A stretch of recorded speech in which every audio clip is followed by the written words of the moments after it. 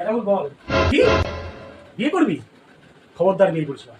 আমি আমার পার্সোনাল অভিজ্ঞতা থেকে বলছি, বিয়ে করলে জীবনটা শেষ।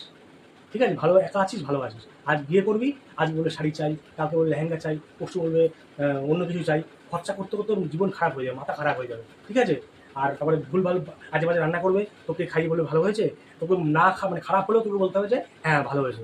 বিয়ে করিস না, আমি বারবার তোকে বলছি। ঠিক আছে? বিয়ে করলে জীবন শেষ। মানে আর কি বলবো। ও, আরে এইসব কথা আমার অভিজিৎ বলছিল, বুঝলি? আরে মানে সে ওর বোন যেমন জানা তাই বলছে। আমি তো বলেছি দেখ ভাই, তোর বউ হতে পারে, তোর বউ ডাইনি হতে পারে, যা হতে পারে, কিন্তু আমার বউ একটা লক্ষ্মী বউ। আমার আমি আমি এই জীবনে এরকম একটা মেয়েতে আমার জীবনটা ধন্য।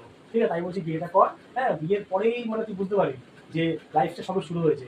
এর আগে একা ছিলিস, মনে হয় জীবনটা বৃথা ছিল।